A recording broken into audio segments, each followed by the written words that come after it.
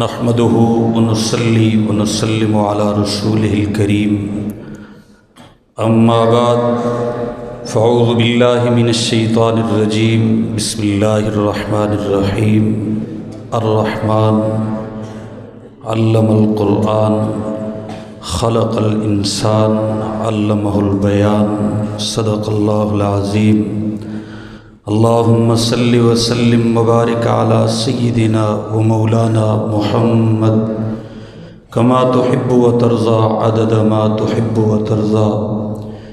بے کوشش و بے جوہد ثمر کس کو ملا ہے، بے کوشش و بے جوہد ثمر کس کو ملا ہے، بے غوطہ زنی گنج گوہر کس کو ملا ہے، بے خاک کے چھانے زر کس کو ملا ہے، بے جور کشی تاج ظفر کس کو ملا ہے۔ جو بھی رتبہ بالا کے طلبگار ہوئے ہیں، پہلے مصیبت میں وہ گرفتار ہوئے ہیں۔ انتہائی لائق صد تکریم و اعزاز میرے محترم مکرم محتشم حضرات علماء کرام، بزرگوں، بھائی اور دوستوں، تقریر اور تفصیل کا یہ وقت نہیں ہے۔ مجھے نتیجہ پیش کرنے کا اعزاز بخشا گیا، لیکن اس کے ساتھ ساتھ دو چار باتیں آخر میں جب تقریر کی باری آتی ہے، امتحان بھی ہوتا ہے، انعام بھی ہوتا ہے۔ اپنے پیش رو مقررین کی باتوں سے کچھ چیزیں کشید ہوتی ہیں اور بعد میں آنے والے کو کچھ کہنے کا سامان میسر آتا ہے۔ حضرت مولانا تنویر احمد صاحب علوی دامت برکاتہ العالیہ، حضرت مفتی عبدالسلام صاحب دامت برکاتہ العالیہ نے جو باتیں فرمائی ہیں وہ یقیناً پلے باندھنے کی ہیں۔ انہی باتوں میں سے جو میں نے ایک طالب علم ہونے کے ناطے کشید کیا ہے وہ آپ کی خدمت میں عرض کرتا ہوں۔ ساری باتوں کا خلاصہ نہیں، صرف عرق اور نچوڑ۔ حضرت مولانا ابوالکلام آزاد سب کہہ دیجئے رحمۃ اللہ تعالی علیہ، بر صغیر کے خواص کے سب سے بڑے مقرر کا نام مولانا ابوالکلام آزاد ہے، اور عوام کے سب سے بڑے خطیب کا نام آپ بول لیں، امیر شریعت سید عطا اللہ شاہ صاحب بخاری۔ تو میرا ایک دوست مجھے کہنے لگا کہ بعد میں بھی تو بڑے بڑے لوگ آئے۔ میں نے کہا بعد میں وسائل اسباب بھی بڑھتے گئے، ایک ہے ساؤنڈ کے زمانے کا خطیب، اور ایک ہے شاید اس وقت ان لوگوں کا آخری زمانہ ہو، آخری اوقات ہوں، اور یہ ٹوٹے پھوٹے سپیکر اس وقت آئے ہوں، ابھی یہ ایجاد اپنے آغاز میں تھی، وہ لوگ عروج پا چکے تھے۔ خیر، حضرت مولانا ابوالکلام آزاد کے پاس ایک بچپن کا دوست آیا، طالب علمی زمانے کا ساتھی آیا، اور اس نے کہا کہ مجھے تقریر لکھ کے دو۔ اس وقت مولانا کا بر صغیر میں طوطی بولتا تھا، اور خواص کا ایسا عظیم خطیب کہ ہمدرد والے حکیم اجمل خان رحمۃ اللہ تعالی علیہ نے حکماء کا ایک جلسہ رکھا، اور جلسے میں عنوان کیا ہے، جیسے آج کل سیمینار اور کنونشن ہوتے ہیں، خواص کے پروگرام چھوٹے ہوتے ہیں کیونکہ اس میں خاص خاص لوگوں کو بلایا جاتا ہے۔ حکماء تھے اور میزبان تھے حکیم اجمل خان رحمۃ اللہ تعالی علیہ، مہمان خصوصی تھے مولانا ابوالکلام آزاد۔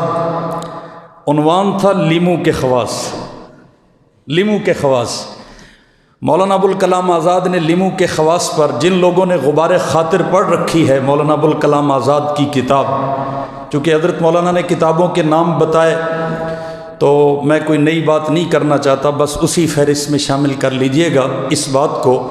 غبار خاطر میں یہ جیل کے سارے خطوط ہیں۔ مولانا ابوالکلام آزاد جیل کے کمرے میں بیٹھے ہیں اور نظر گئی کہ پتی والے ڈبے میں پتی کم ہو گئی، پتی والے ڈبے میں پتی کم ہو گئی ہے۔ دوست کو خط لکھنا شروع کیا پتی پہ، چائے پہ، لکھتے جا رہے ہیں، لکھتے جا رہے ہیں، لکھتے جا رہے ہیں۔ وہ تقریباً چائے پہ میرا خیال ہے 22 صفحے کا خط ہے، اور چائے کی عجیب و غریب تحقیق ہے، وہ میں اب یہاں تفصیل نہیں عرض کر سکتا۔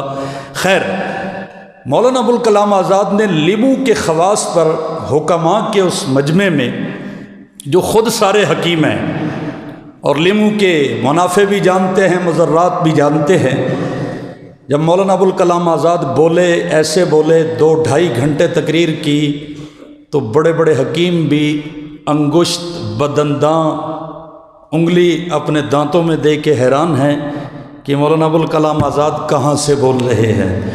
تو مجھے جملہ یاد آیا، میرے استاد محترم حضرت علامہ خالد محمود صاحب، سب کہہ دیجئے رحمۃ اللہ تعالی علیہ، حضرت کو ہم نے خطابت کے پروگرام میں لاہور ہمدرد سینٹر میں بلایا، وہ تقریر 52 منٹ کی ہے، ہم اس کو لکھ چکے ہیں، وہ چھپے تو خطابت کے حوالے سے بڑی عمدہ چیز ہے۔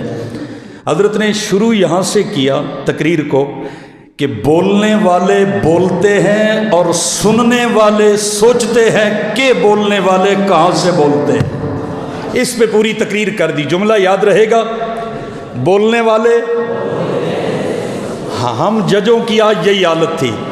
آپ کہیں گے بھائی لفاظی پہ نمبر نہیں ملے، زیادہ جوش پہ نمبر کیوں نہیں ملے؟ اسی جملے کو یاد رکھنا کہ بولنے والے بولتے ہیں اور سننے والے سوچتے ہیں کہ بولنے والے کہاں سے بولتے ہیں۔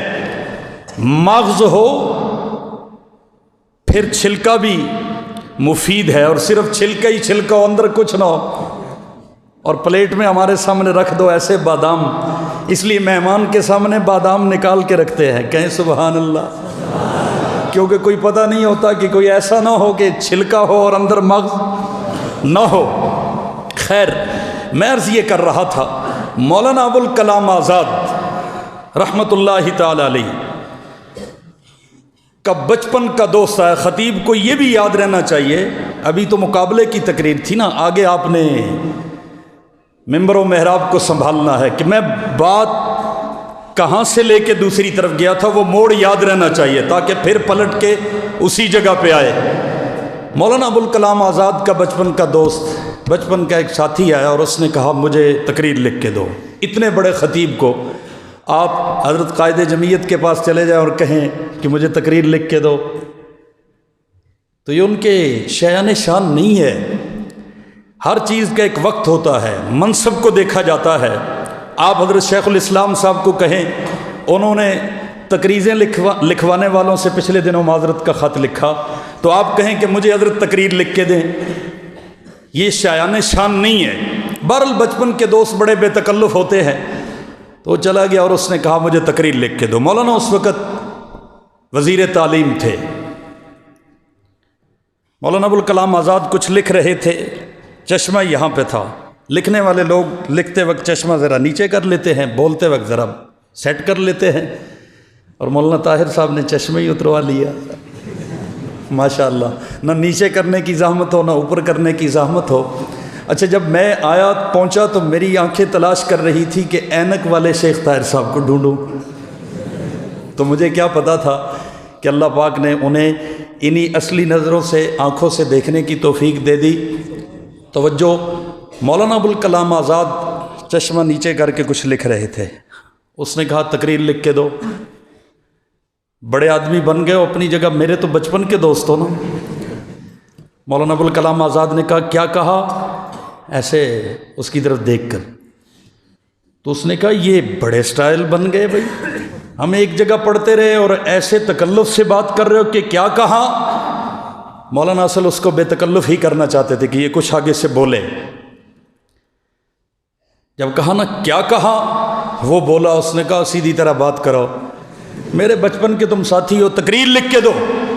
مولانا نے جب دیکھا کہ بے تکلف ہو گیا نا، زوردار پوری قوت کے ساتھ تھپڑ اس کے منہ پہ جڑ دیا۔ اچھا، جب تھپڑ لگایا، کیونکہ بے تکلفی میں پہل کس نے کی؟ اس نے کی نا، تو مولانا بھی بے تکلف ہو گئے کہ چلو پھر بچپن کے ساتھی ہیں تو ایسے سے ہی لگا دیا۔ جب لگایا نا، اب وہ غصے میں بولا، کہتا ہے بڑے لوگوں میں فرعونیت آئی جاتی ہے، نہیں چاہیے مجھے تقریر۔ بولا، خوب بڑبڑایا، تیرے اندر تکبر آ گیا، غرور آ گیا، میں جوتے کی نوک پہ رکھتا ہوں تیری تقریر کو، نہیں چاہیے مجھے۔ مولانا مسکرائے، مولانا کہا بھائی ناراض کیوں ہوتے ہو، بچپن کا دوست ہو۔ اگلا جملہ بڑا عجیب ہے، آئے ہائے ہائے۔ مولانا ابوالکلام آزاد نے کہا تھپڑ لگا ہے تو بولے ہو نا، لگی ہے تو بولے ہو۔ میری تقریریں سن کر تم سمجھتے ہو کہ ابوالکلام رٹی ہوئی تقریریں کرتا ہے، ابوالکلام کے اندر آگ لگی ہوئی ہے، وہی آگ لفظوں کا لباس پہن کر زبان سے ادا ہوتی ہے۔ میرا تھپڑ مارنے کا مقصد یہ تھا کہ پہلے اپنے اندر آگ لگاؤ، پھر وہ لفظ بن کے نکلیں گے۔ فرمانے لگے سمجھتے ہو کہ میں رٹ کر تقریریں کرتا ہوں اور تمہیں لکھ کے دوں اور تم بھی رٹ کر ابوالکلام بن جاؤ گے؟ ایسے نہیں ہے میرے محترم دوستو، عزیز طلباء کرام۔ ایک تسلسل ہے، ہم چھوٹے چھوٹے تھے، راولپنڈی میں میں نے حفظ کیا، راولپنڈی کی کوئی تحریک، کوئی جلسہ شاید ہی چھوڑا ہو۔ آج آپ کے سامنے کھڑا ہوں، دیکھو مولانا ابوالحسن علی ندوی نے ایک جملہ لکھا ہے، سب کہہ دو رحمت اللہ تعالی علیہ۔ یہ میں صرف کشید کی ہوئی باتیں عرض کر رہا ہوں۔ حضرت مولانا ابوالحسن علی ندوی فرماتے ہیں جو بچہ بچپن میں، طالب علمی میں، کچی عمر میں کسی بڑے کو اپنا آئیڈیل بنا لیتا ہے، بڑا ہو کر اس جیسا نہ بھی بن سکے تو اس کے قریب قریب ضرور پہنچ جاتا ہے۔ میں آپ کو صرف ان اسلام آباد کے روڈوں پہ اپنے واقعات بتاؤں نا کہ اس دھاری دار پگڑی والے غیرت مند انسان سے ملنے کے لیے ایک حفظ کا طالب علم پارلیمنٹ میں کیسے پہنچا کرتا تھا تو آپ حیران ہو جائیں گے۔ آج جب میں حضرت کے ممبر و محراب پہ جھنگ یا کسی جگہ پہ جمعہ پڑھانے کا، بیان کرنے کا موقع ملتا ہے تو میں مولانا ابوالحسن علی ندوی کی عظمت کو سلام کرتا ہوں کہ ہم نے ان بہادر لوگوں سے بچپن میں سچا پیار کیا تھا، حقیقت جانے عشق کی حد تک پیار کیا تھا۔ جب کام کا موقع آیا، وہی حضرت مفتی عبدالسلام صاحب کی بات کہ اللہ رب العالمین نے ان جیسے تو مائیں نہیں جن سکتی، لیکن ان جگہوں پہ جا کر انہی کے انداز میں، انہی کی نقل میں حق بات کرنے کی توفیق بخشی ہے۔ تو انشاءاللہ کسی کو اپنا آئیڈیل بناؤ گے؟ بھائی بناؤ گے؟ مولانا ابوالکلام آزاد نے لکھا ہے مدت العمر، بعض لوگوں کو اپنی صلاحیت کا ہی نہیں پتہ ہوتا، اور جن کو کچھ تھوڑا بہت صلاحیت کا اندازہ ہو ان کی منزل ہی کوئی نہیں ہوتی، اور جن کی منزل ہو ان کا آئیڈیل ہی کوئی نہیں ہوتا۔ آپ جامعہ فریدیہ جیسے ادارے میں پڑھ رہے ہیں کہ جس ادارے میں میرے جیسے طالب علم کی خواہش تو تھی لیکن نہ پڑھ سکا، 2-3 ادارے ہیں خواہش تھی لیکن وہاں نہ پڑھ سکے، لیکن جہاں پڑھا وہاں پر بھی اللہ پاک نے ان حضرات کی جوتیوں میں عشق و محبت کی بدولت بہت کچھ عطا کیا۔ خواہش تھی دارالعلوم کراچی، بنوری ٹاؤن اور یہاں اسلام آباد میں جامعہ فریدیہ میں، لیکن ان تینوں اداروں میں پڑھا نہیں ہے، اللہ پاک نے پڑھانے کا موقع عطا کیا ہے۔ یہ نعمان کاشر صاحب بیٹھے ہیں، بنوری ٹاؤن کے طلباء کو ان کے کمروں میں، پھر رہائشوں پہ، پھر قریب قریب، چونکہ بڑے مدارس کا نظم نہیں ہے اور ہمیں بھی اپنی چادر کا پتہ ہے کہ کتنے پاؤں پھیلانے ہیں، اس لیے جتنی خدمت ہو سکے۔ میرے عزیز بھائیوں، میں یہ عرض کر رہا تھا، ایک دن حضرت علامہ صاحب بیٹھے ہوئے تھے تو مجھے کہنے لگے آپ جو محنت کر رہے ہو یہ بہت اچھی ہے۔ کہنے لگے یہ جو لوگ کہتے ہیں نا میں پی ایچ ڈی کر لوں، ایم فل سکالر بن لوں، میں سمجھتا ہوں آپ نے فراغت کے بعد فوراً جو عملی کام شروع کیا یہ بہت اچھا ہے۔ اور مجھے کہنے لگے جو مولوی تقریر کرنا نہیں جانتا وہ اپنے اوپر علم کا دروازہ خود بند کر لیتا ہے، کماتا تو وہی ہے نا جس کا خرچ ہو، جس کا خرچ ہی کچھ نہ ہو وہ کمائے گا۔ آپ کو تقریر کرنا آتی، ساتھ ہی فرمایا مفتی کوئی عالم بنتا ہے، مدرس کوئی عالم بنتا ہے، مناظر کوئی عالم بنتا ہے، تقریر ہر عالم کو آنی چاہیے۔ آنی چاہیے کہ نہیں آنی چاہیے؟ اور یاد رکھو میں مولانا ابوالکلام آزاد سے بات شروع کی تو اب ظاہر ہے کہ ایک تسلسل میرے سامنے آ گیا۔ مولانا ابوالکلام آزاد فرماتے ہیں اگر لکھنے میں اپنا نام پیدا کرنا چاہتے ہو تو لکھے ہوئے کی نقل مارنے کی بجائے خود اپنے الفاظ قلم و کرتاس کے حوالے کرو، ایک وقت آئے گا لوگ تمہارے انداز کی نقل اتاریں گے۔ اور فرماتے ہیں بولنے میں اگر آگے نکلنا چاہتے ہو تقریر میں تو پھر ہر ایک کے اندر خطیب ہے، اپنا انداز سامنے لانے کی کوشش کرو۔ ٹھیک ہے مشہور خطباء کی نقل اتاری جاتی ہے، لیکن آپ کو پتہ ہو آپ کے گلے کی گراریاں کیا ہیں، آپ کو پتہ ہو آپ کی شخصیت قد کاٹ کتنا ہے، آپ کو پتہ ہو کہ آپ کا اردو ادب کے ساتھ لگاؤ کتنا ہے، اس حساب سے آپ اپنے اندر کے خطیب کو باہر نکالیں گے۔ میں اب نام یہاں سب کے لوں تو بے فائدہ ہی ہوگا۔ آپ جانتے ہیں جتنے مشہور خطباء ہیں انہوں نے دوسروں کی نقل اتاری ہے یا اپنا انداز متعارف کرایا ہے؟ بتاؤ بھائی، یہ جتنے بچے یہاں پہ تقریر کر کے گئے، جتنے، میں ابھی پوزیشن ہولڈروں کی بات نہیں کر رہا، ہمارے لیے تو آزمائش یہ بن گئی کہ کس کو انعام دیں اور کس کو نہ دیں۔ تو مدرسے والوں نے کہا آپ کسی کو بھی نہ دیں، ہم دیں گے۔ ایسے ہی ہے نا، ہم تو نہیں دے رہے۔ اس وجہ سے آزمائش بن گئی، اور مجھے اچھی خاصی عادت ہے تجزیہ تبصرہ کرنے کی، نقد و جرح کرنے کی، مقررین کی تقریروں پہ لکھنے کی۔ ظاہر ہے کہ اس لائن میں ہم چل رہے ہیں اور دیانتداری کا تقاضا یہ ہے کہ اس نظر سے دیکھیں۔ لیکن آج واحد تقریری مقابلہ ہے کہ جس پر نہ کوئی نقد کی گنجائش ہے نہ کوئی جرح کی گنجائش ہے۔ آپ کی اداؤں کو دیکھیں، اشارات کو دیکھیں، الفاظ کو دیکھیں، مواد کو دیکھیں، مطالعہ کو دیکھیں، ہر چیز اپنے طور پہ بھرپور ہے، اور اپنے عنوان کو اپنے اوپر طاری کر کے آنا یہ خود مستقل ایک درد دل سے تعلق رکھنے والی بات ہے کہ جس عنوان پہ آپ بول رہے ہیں وہ آپ کے چہرے اور آپ کی اداؤں سے ٹپکے کہ آپ درد سے بول رہے ہیں، آپ کسی کیفیت میں بول رہے ہیں۔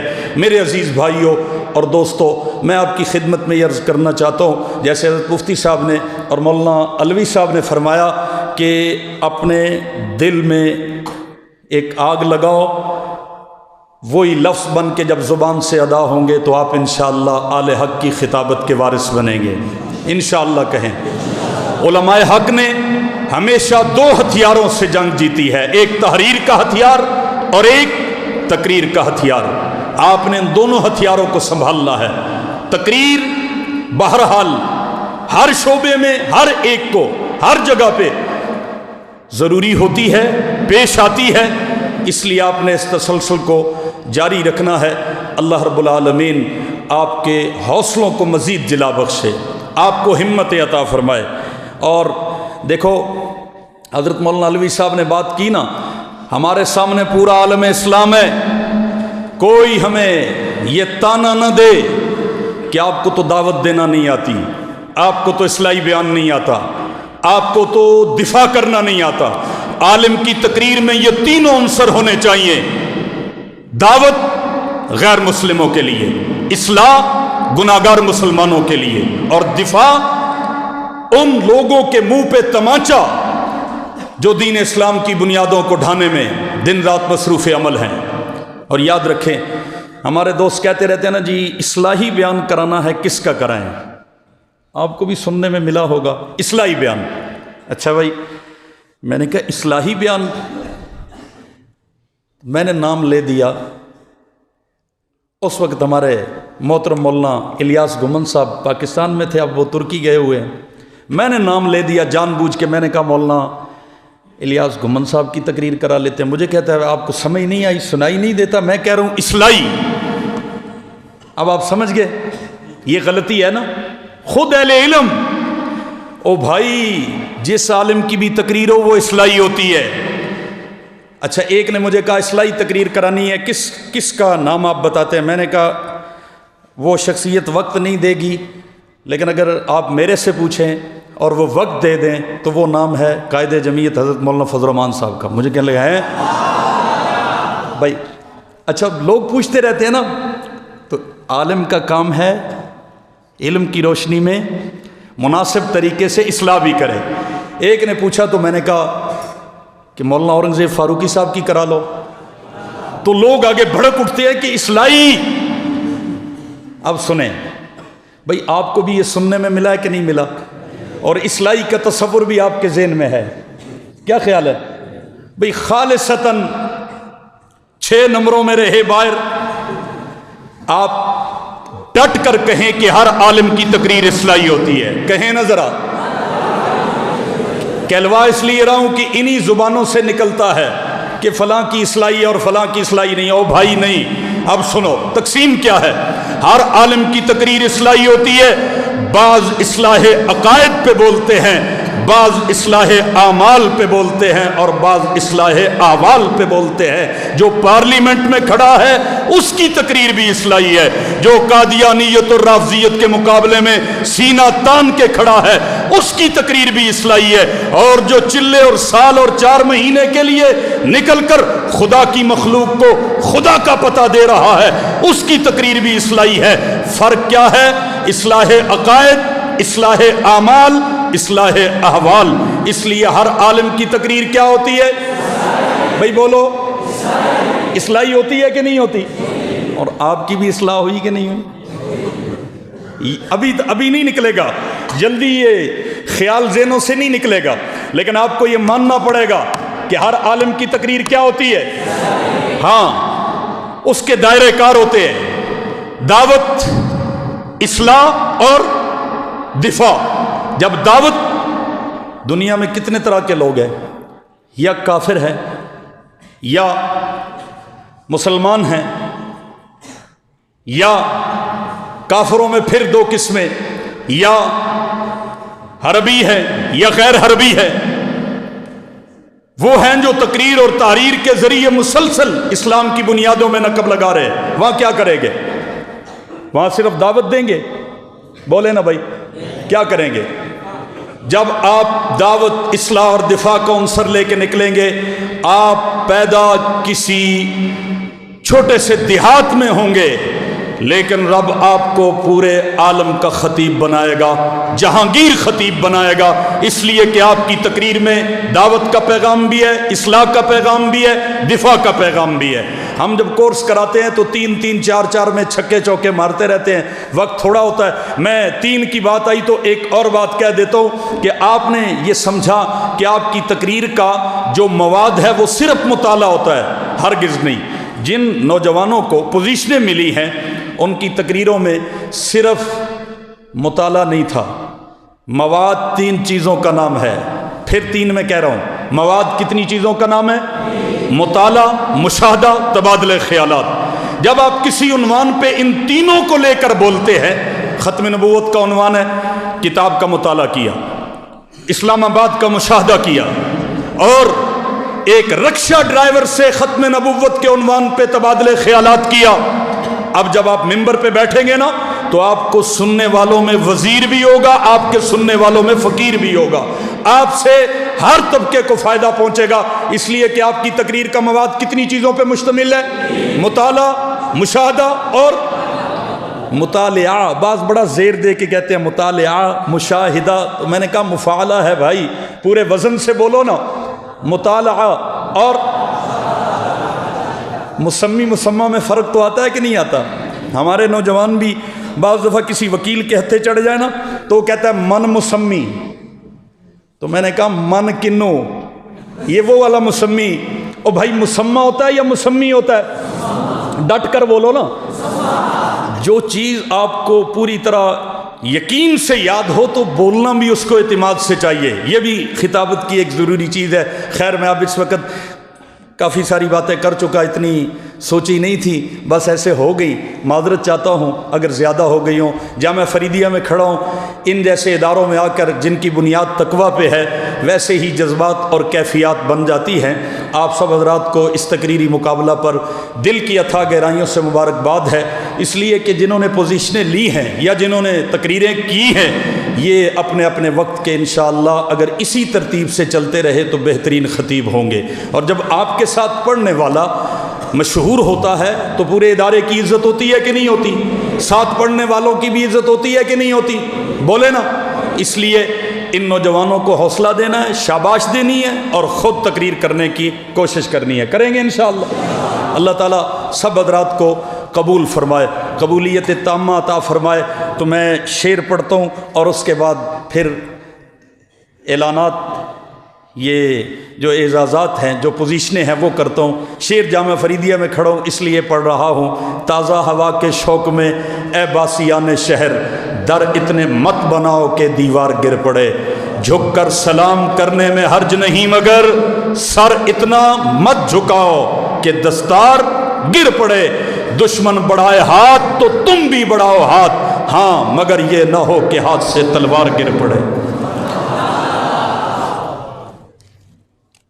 یہ اب حتمی نتیجہ ہے، تو اگر حضرت مفتی صاحب اعلان کر دیں تو چلے۔ حضرت مولانا طاہر صاحب کا میں دل کی اتھا گہرائیوں سے شکریہ ادا کرتا ہوں۔ میں آپ جیسے ایک طالب علم ہوں، انہوں نے مجھے یہ اعزاز بخشا، اور اتنے بڑے جامعہ میں، اتنے بڑے ادارے میں کل شرکاء تھے 13 میں سے ہم کہتے ہیں سارے ہی 14ویں کے چاند تھے، لیکن ان 13 میں سے 5 پوزیشنیں بنتی تھی، کھینچ تان کر بھی 3 پوزیشنوں پہ بات بن نہیں رہی تھی، اس لیے کہ محسوس یہ ہو رہا تھا کہ پوزیشن کے اعتبار سے 1-2 طلباء کا کہیں حق ضائع نہ ہو جائے اور ان کا دل یقیناً ٹوٹے گا۔ تو 5 پوزیشنیں بنی، ان میں سے 3 اول دوم سوم کے عنوان سے ہیں اور 2 اعزازی عنوان سے ہیں۔ پوزیشنیں 5، 2 اعزازی اور 3 اول دوم اور سوم کے عنوان سے ہیں۔ تو آپ کے ہاں پتہ نہیں ترتیب کیا ہے، لیکن چونکہ یہ ایک بڑا جامعہ ہے تو ہم اوپر سے شروع کرتے ہیں۔ پہلی پوزیشن لی ہے آج کے اس زبردست عظیم الشان مسابقہ میں، جو بالکل اپنی نوعیت کا ایک منفرد مسابقہ تھا، ورنہ تقریری مقابلوں میں، تقریری مسابقہ جات میں ایک عنوان ہوتا ہے اور سب نے اسی عنوان پہ طبع آزمائی کرنی ہے۔ یہاں ہر ایک کا عنوان اپنا اپنا تھا اور اس نے اس عنوان کے ساتھ پوری وفا کی ہے، پورا حق ادا کیا ہے۔ پہلی پوزیشن حاصل کی ہے آپ کے اس جامعہ فریدیہ کے خامسہ الف کے طالب علم بھائی رب نواز صاحب نے، کہیں ماشاءاللہ ماشاءاللہ۔ ابھی تو اعلانات ہیں، پھر انعامات ہوں گے انشاءاللہ۔ دوسری پوزیشن حاصل کی ہے یہ تینوں ججز حضرات کے، حضرت مولانا یعقوب طارق صاحب، حضرت مولانا راشد صاحب، حضرت مولانا راشد صاحب اور اس فقیر، ان تینوں کے رزلٹ کو جو جمع کیا گیا پوزیشن آخر میں لگائی گئی۔ دوسری پوزیشن حاصل کی ہے انعامات حضرت انعامات کے لیے، پھر چلے آپ، میں نام لیتا ہوں، آپ انعامات کے لیے حضرات کو۔ اچھا جی، پہلی پوزیشن والوں کو انعام دیں گے مدارس کا ایک عظیم نشان اور اس اسلام آباد کی آن شان حضرت مفتی عبدالسلام صاحب دامت برکاتہ العالیہ، پہلے پوزیشن ہولڈر کو رب نواز صاحب کو انعام دیں گے۔ ان کا عنوان تھا سائنسی تحقیق، عصری علوم اور دینی مدارس، بہت شاندار، بہت جاندار ماشاءاللہ۔ دوسری پوزیشن حاصل کی ہے درجہ رابعہ با تقلید کی اہمیت و ضرورت کے عنوان پہ بہت اچھی گفتگو کی عزیزم بھائی انعام الحق صاحب، دوسری پوزیشن انہوں نے حاصل کی ہے، ماشاءاللہ کہیں سب۔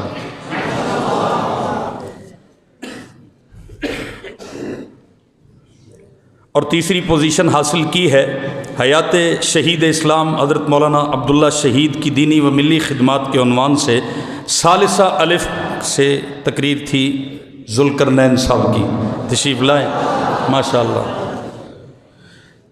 اور 2 اعزازی پوزیشنیں چہارم اور پنجم کے طور پر قرآن و حدیث کی روشنی میں انسانی جان کی حرمت سادسہ سے تعلق رکھنے والے بھائی زریاب تشریف لائیں۔ یہ ترتیب میں چوتھی ہے اور اعزازی ہے، ماشاءاللہ ماشاءاللہ کہیں نا، آپ کی ماشاءاللہ بھی چوتھے نمبر پہ آ گئی، ماشاءاللہ کو بھی گیر لگ گیا پچھلا۔ اچھا بھائی، 5ویں نمبر پہ اعزازی پوزیشن ہے امت یا ریاست، فوقیت کس کو، بہت اچھی تقریر کی دورہ حدیث سے بھائی یعقوب داؤد، تشریف لائیں۔ زہر بن جائے جو زندگی کے لیے، مجھ کو ایسا نوالا نہیں چاہیے، جس دیے میں جلے تیل خیرات کا، اس دیے کا اجالا نہیں چاہیے، میری نسبت صفا اور مروہ سے ہے، مجھ کو کوہ ہمالہ نہیں چاہیے۔